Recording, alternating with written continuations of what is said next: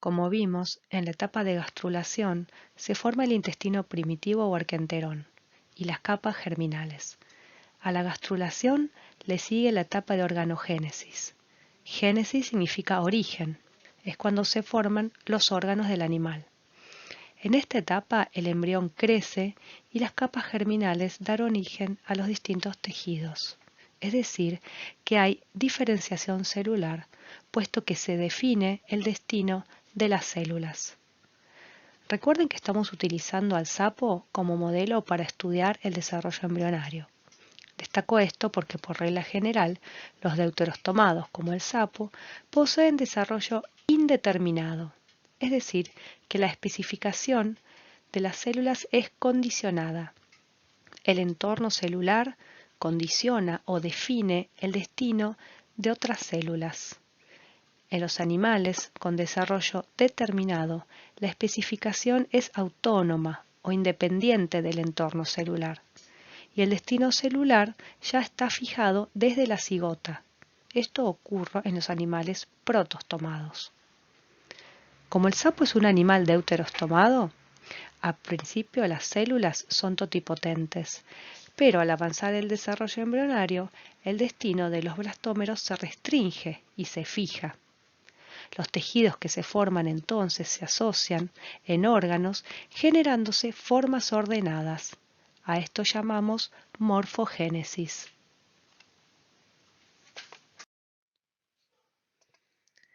Repasemos los tejidos que derivan de las capas germinales que vimos en histología y en la clase anterior de desarrollo. Recuerden que en el proceso de diferenciación celular, cada célula se compromete a un destino irreversible. Por un lado, tenemos a las células somáticas. Soma quiere decir cuerpo, que vendrán del ectodermo, del mesodermo o del endodermo. Estas células, por mitosis y diferenciación, darán los distintos tipos celulares. ¿Pero a qué da origen el ectodermo o capa externa? A la piel y al sistema nervioso. En nuestro modelo de vertebrado será el tubo neural, que luego dará el encéfalo y la médula espinal. En la formación del tubo neural surgen unas células llamadas células de la cresta neural que viajarán a distintas partes del embrión y se diferenciarán en distintos tipos celulares que ya vimos. Células pigmentarias, células del sistema nervioso periférico como las células de Schwann, odontoblastos, que son precursoras de los dientes, y cráneo. Tal es el repertorio de derivados de las células de la cresta neural que amerita tener una categoría de capa germinal y por eso es considerada la cuarta capa germinal en los vertebrados. Fue una innovación fundamental en la evolución de los vertebrados, ya que sin ellas no tendríamos rostro, dientes ni sistema nervioso periférico. Piensen en lo que favorece tener estas estructuras. El mesodermo o capa media da todos los tejidos de soporte, como los tejidos conectivos y el tejido muscular. También vimos que da los tejidos del sistema urogenital y del sistema circulatorio. La capa germinal más interna o endodermo da el epitelio del tubo digestivo y glándulas anexas y el epitelio del sistema respiratorio. Por otro lado, tenemos a la línea de células germinales que se separan muy tempranamente de las somáticas en el desarrollo. Las células germinales provienen de unas precursoras, las PGC, que son extragonadales y migran a las gónadas transformándose en células germinales, oogoñas y espermatogonias. Estas a su vez por gametogénesis darán finalmente las células sexuales o gametas, es decir, ovocitos u óvulos y espermatozoides. Todos estos derivados celulares y tejidos formarán luego órganos y sistemas. En este corto video se ve la migración de las PGC o precursoras de las células germinales en los vertebrados, en este caso en un ratón.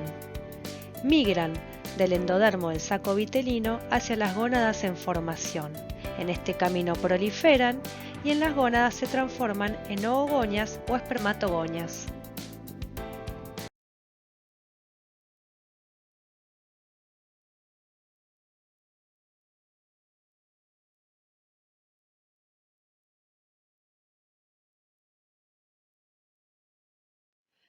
Entonces dijimos que en la organogénesis se forman los órganos.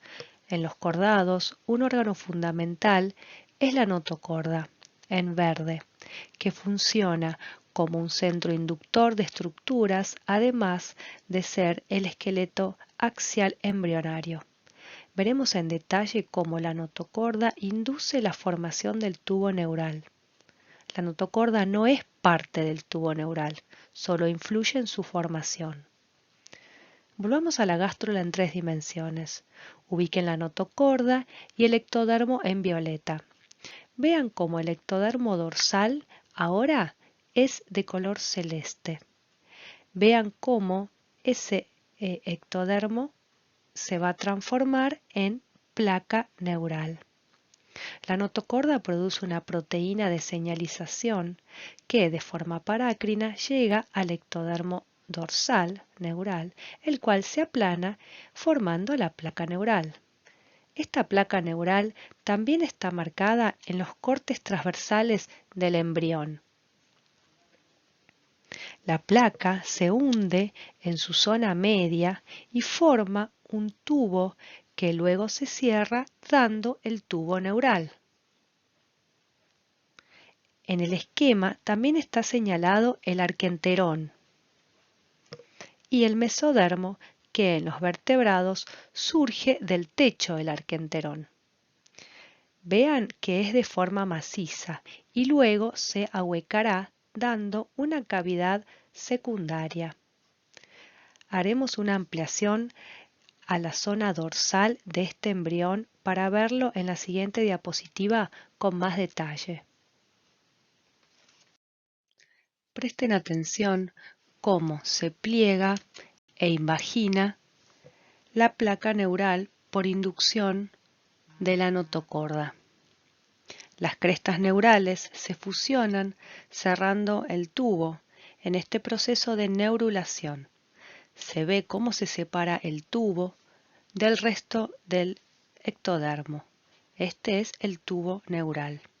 En este momento, de las crestas neurales surgen unas células representadas en color celeste, que son las células de la cresta neural, que ya dijimos forman la cuarta capa germinal exclusiva de vertebrados. Se han logrado identificar estas células en cordados no vertebrados como tunicados, pero solo dan origen a células pigmentarias, no dan los demás derivados y por lo tanto en los tunicados no forman una cuarta capa germinal. Aprovechamos el esquema de la derecha para ver la ubicación de el tubo neural dorsal, debajo la notocorda y debajo de esta el tubo digestivo. Laterodorsalmente se observa el mesodermo somítico, que darán los paquetes musculares y las vértebras. Dentro del mesodermo lateral se va a observar la cavidad secundaria. Esta cavidad secundaria se llama así porque surge posteriormente en el tiempo. ¿Cuál era la cavidad primaria? ¿Se acuerdan? El blastocele. La cavidad secundaria también se la conoce como celoma. Y la forma en que surge esta cavidad secundaria y el mesodermo es diferente en los animales y nos permite separar dos grandes grupos, los enterocelomados y los esquizocelomados. Vamos a ver los primeros. Enterocelomado hace referencia a que el celoma surge del arquenterón, específicamente hablando del techo del intestino primitivo. Entero significa intestino. Los animales enterocelomados son todos los deuterostomados, por ejemplo, equinodermos, semicordados y cordados. Allí están las estrellas, erizos de mar, gusanos bellota, anfioxo, papa de mar y vertebrados. Si hago un corte longitudinal a una gástrula de un enterocelomado, vería que del techo del arquenterón surgen unas evaginaciones pares, las rojas, que luego se separarán dando bolsas mesodérmicas. Esto es una simplificación, porque la realidad es que son 3 pares de bolsas, unas anteriores, unas medias y unas posteriores. Lo veremos cuando lleguemos a los deuterostomados al final de la materia y les muestre el celoma tripartito o trimérico como sinapomorfía de los deuterostomados. Observen los cortes transversales de la derecha. El hueco de esas bolsas es el celoma y la pared es el mesodermo. Esas bolsas se agrandan.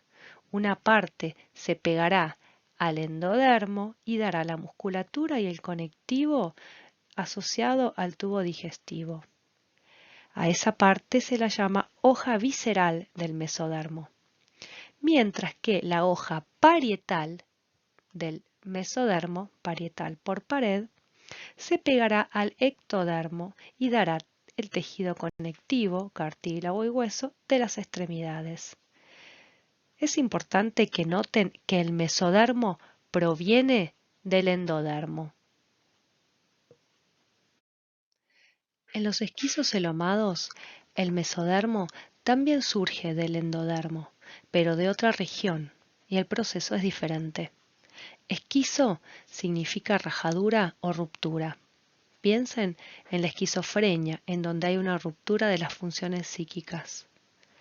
Los esquizocelomados son algunos protostomados como moluscos anélidos y artrópodos, caracoles, pulpos, gusanos redondos como la lombriz de tierra y marinas, insectos, crustáceos, arañas, entre otros. El esquema principal muestra un corte sagital de una larva de anélido. Están señaladas unas células llamadas teloblastos que provienen del blastómero 4D, o sea, un blastómero particular que se puede rastrear desde las primeras etapas de la segmentación. Bueno, esos teloblastos se separan de la capa germinal endodérmica, migran al blastocele y proliferan dando masas o bandas mesodérmicas pares.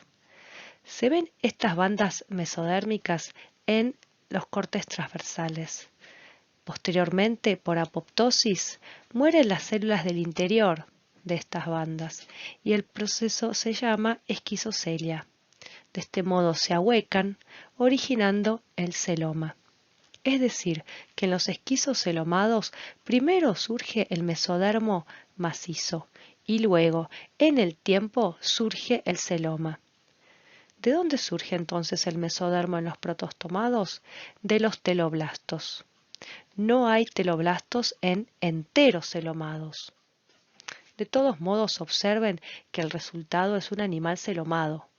Comparen este último esquema con el de la diapositiva anterior. En los anélidos y artrópodos, las bandas mesodérmicas pares se repiten durante el desarrollo embrionario, permitiendo el crecimiento de los mismos.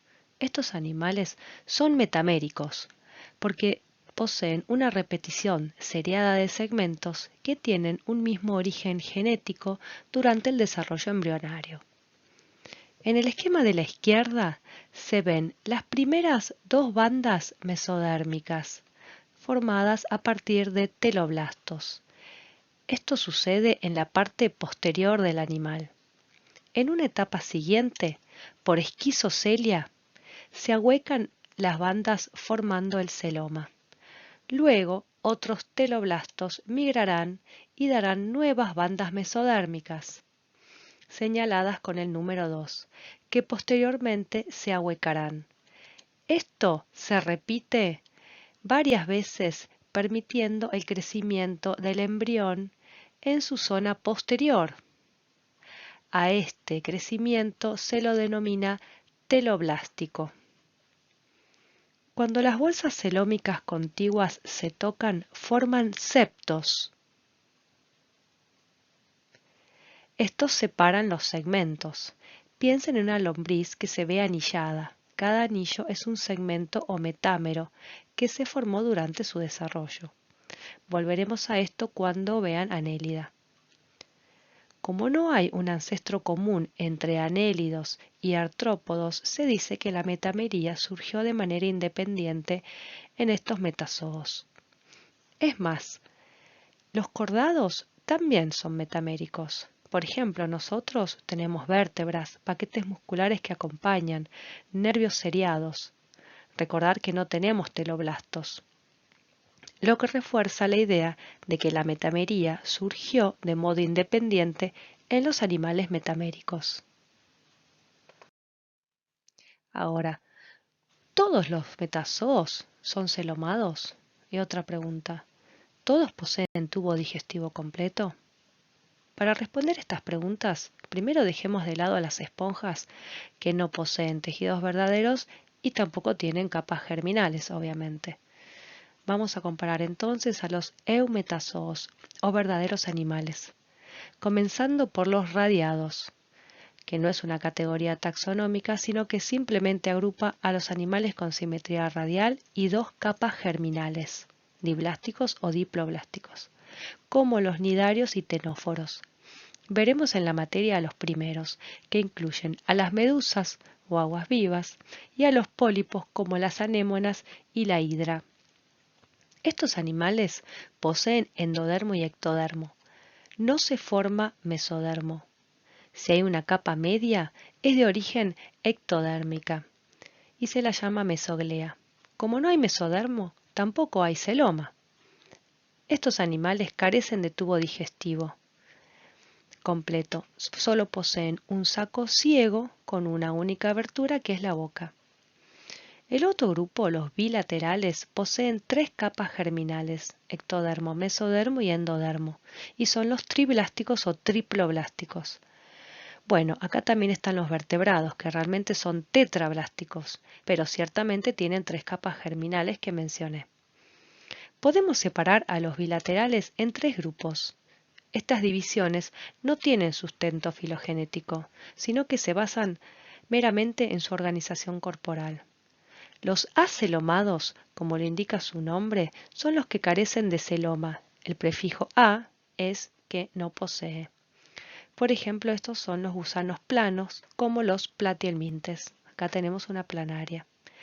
Los pseudocelomados, con pseudo, falso, tampoco poseen un celoma, pero tienen una cavidad llamada pseudoceloma, que es blastocele residual, o sea, cavidad primaria.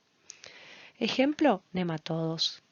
Y el último grupo, el de los celomados, en donde podemos encontrar a los esquizocelomados y a los enterocelomados que ya les presenté. En estos esquemas se compara la organización corporal que vimos en la diapositiva anterior. En A, un nidario. De adentro hacia afuera, la cavidad gastrovascular tapizada por endodermo, la mesoglea o capa media y el ectodermo. Aquí hay dos capas germinales, sin celoma y tubo digestivo incompleto. En B, un platihelminto. Se ve la luz de un tubo digestivo incompleto, tapizado por endodermo, el mesodermo en rojo y el ectodermo por fuera. Estos animales son triploblásticos macizos, sin celoma, y poseen un límite en el tamaño corporal. Podrán ser largos, pero siempre planos. En C, un nematodo, que es pseudocelomado. Se ve un tubo digestivo completo tapizado por endodermo, luego una cavidad que es pseudoceloma, mesodermo pegado al ectodermo. Este mesodermo proviene de teloblastos, que se ubican exclusivamente debajo del ectodermo. Son triploblásticos, pero no hay celoma. En D se esquematiza un celomado generalizado. Vean que independientemente del proceso de formación del celoma, es decir, si es enterocelomado o esquizocelomado, se llega a una forma corporal similar en esta etapa del desarrollo. Poseen un tubo digestivo completo tapizado por endodermo, la hoja visceral del mesodermo, celoma, hoja parietal del mesodermo y ectodermo. Les dejo la siguiente diapositiva para que comparen el mesodermo y la presencia de celoma o no en los metazoos.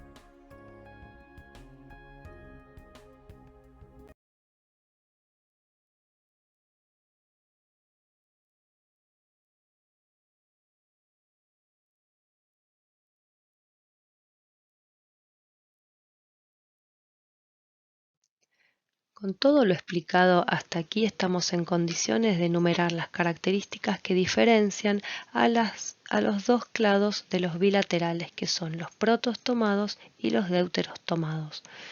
Pongan pausa y busquen sus apuntes y virome para completar esta tabla. Para comenzar, protostomado, proto proviene de primero y estoma de boca. En estos animales, lo primero que se forma es la boca a partir del blastoporo. Luego, el tubo digestivo se estirará, se conectará al exterior por el lado opuesto, formando el ano. En los deuterostomados, deutero es después en el tiempo secundariamente. Del blastoporo o cerca del blastoporo, lo que se forma es el ano. Y luego el tubo digestivo se estira y opuestamente surgirá la boca. Vean en el esquema y anoten que a donde está el blastoporo se formará el ano y secundariamente se formará la boca, justo en el hemisferio animal. Otra característica que distingue a los protostomados de los deuterostomados es el tipo de segmentación. Muchos protostomados tienen segmentación oroblástica espiral. Ojo que hay excepciones, los nematodos, por ejemplo, tienen oroblástica rotacional. Y recuerden los insectos. En cambio, el patrón basal de los deuterostomados es holoblástica radial. Aquí también hay excepciones, peces, reptiles, aves, con segmentación meroblástica discoidal. La cuestión es ver el tipo de segmentación de los grupos basales de cada clado. En cuanto al origen del mesodermo, vimos en la diapositiva anterior que son los teloblastos los que dan origen al mesodermo y que dentro de los protostomados tenemos acelomados como los platihelmintes, hay pseudocelomados como los nematodos y esquizocelomados como los anélidos, artrópodos y moluscos. O sea, ya pueden ir completando los fila que pertenecen a este clado abajo en la tabla. En los deuterostomados no existen teloblastos y el mesodermo proviene del techo del arquenterón en forma de 3 bolsas pares. Esta condición es el celoma tripartito trimérico. Vean el esquema longitudinal de la derecha. Y recuerden entonces que son enterocelomados. En los protostomados, la especificación de las células es autónoma, ocasionando un desarrollo determinado o en mosaico, en donde cada célula tiene fijado desde el inicio de la embriogénesis su destino, como un rompecabezas. Si falta una pieza, no se puede armar. Si saco un blastómero,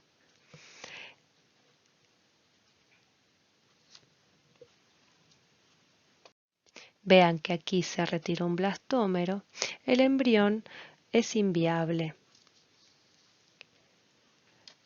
Por el contrario, la especificación en los deuteros tomados es condicionada al entorno, dando un desarrollo indeterminado o de regulación. Si yo saco un blastómero, lo que obtengo son dos clones, ya que de este blastómero surgirá un embrión y estos tres surgirá otro embrión. Este es el principio de los gemelos.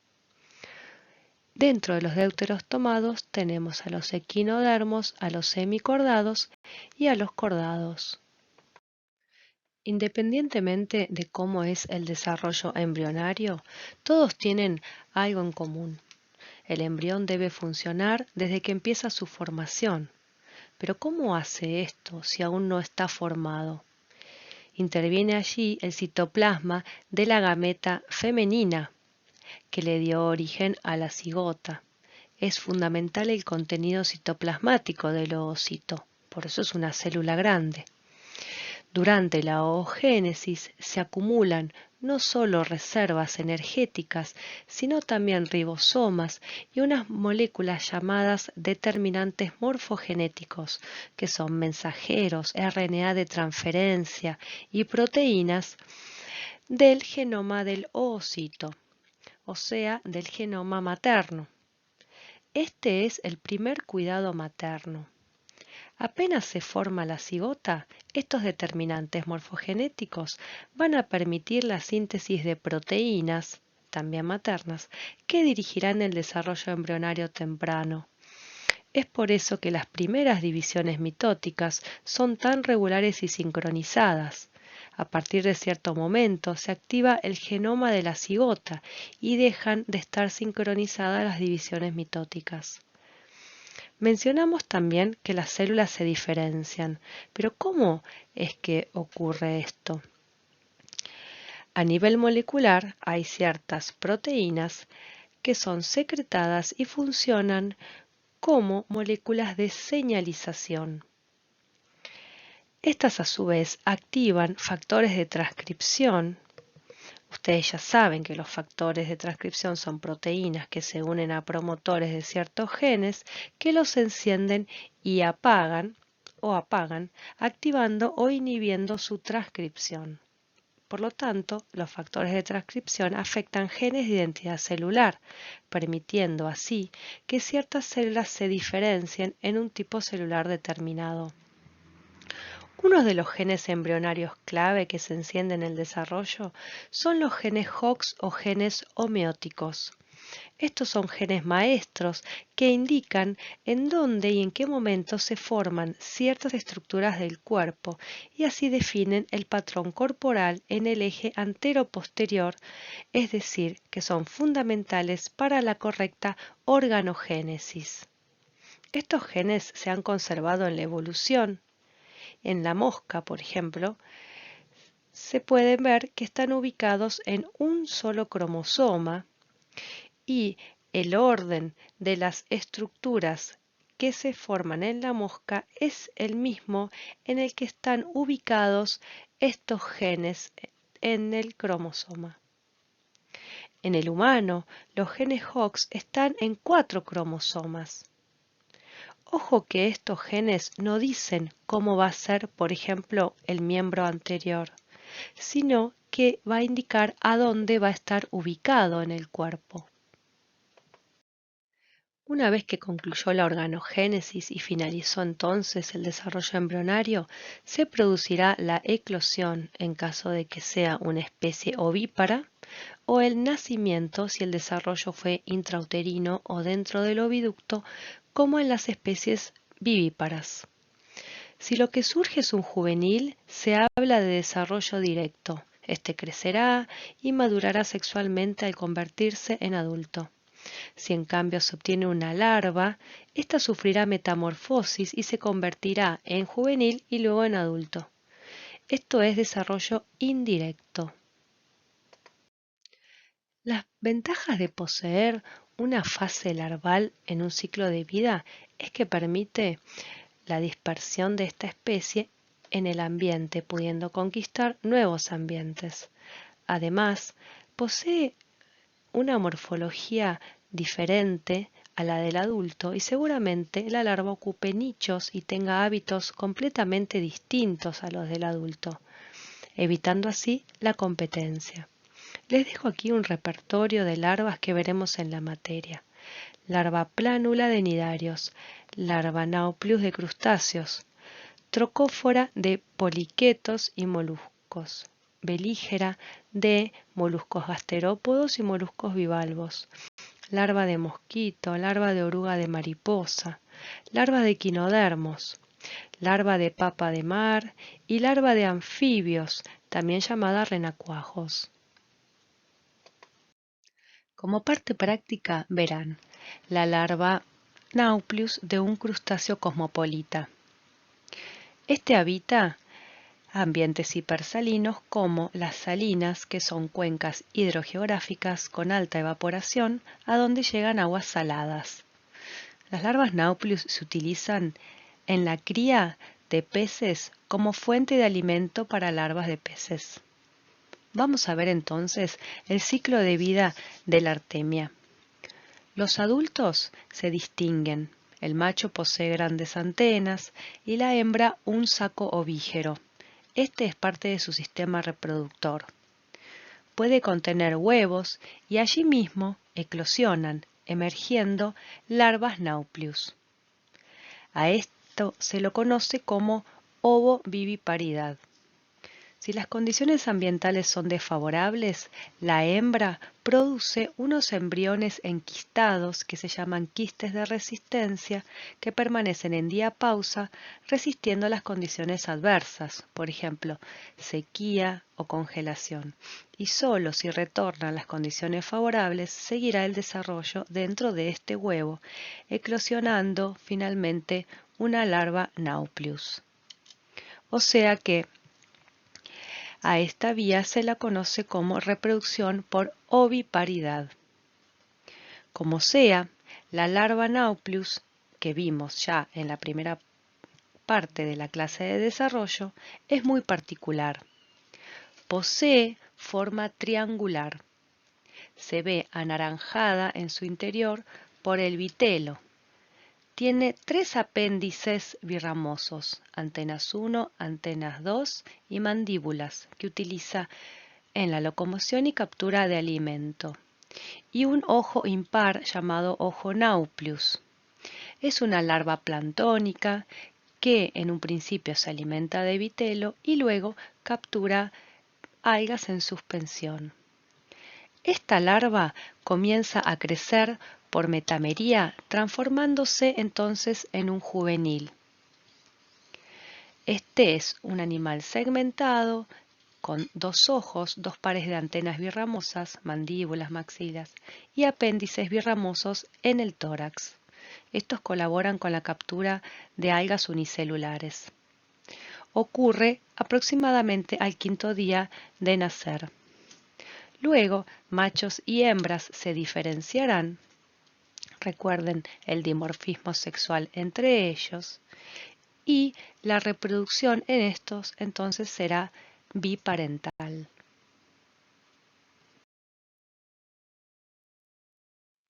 Hay quistes de artemia comerciales que se pueden comprar. En la actividad práctica van a poder ver los pasos para la cría de artemia, así que vamos a ver imágenes de lo que se obtiene. Arriba a la izquierda se ven 3 quistes ya hidratados y se ve uno eclosionando. Sale la larva nauplius, deja la cáscara como residuo. El vitelo les durará 2 días y deberán alimentarse luego de algas unicelulares. Vean en el tubo digestivo que se ve verde.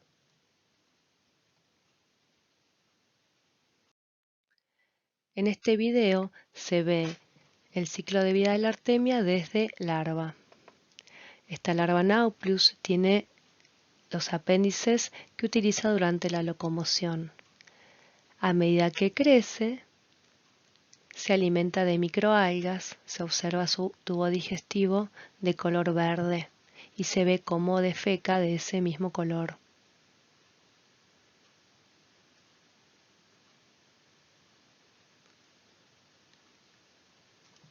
Cuando se transforma en juvenil, se metameriza y se ven los apéndices del tórax.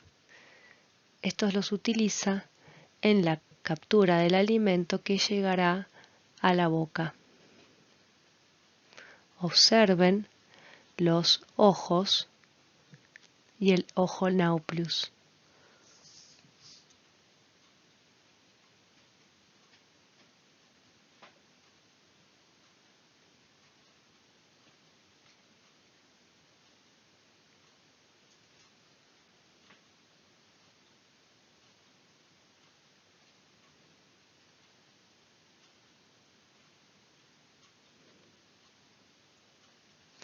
La artemia se parece a un mono y por eso le decían sea monkey. Pregúntenle a sus padres si recuerdan qué era un sea monkey.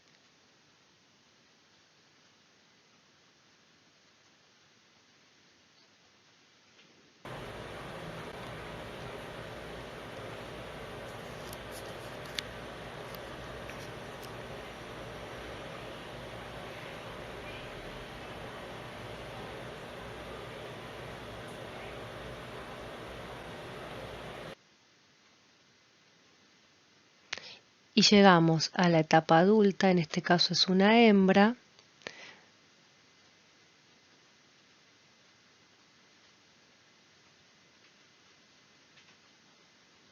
Se ven los huevos en el saco ovígero.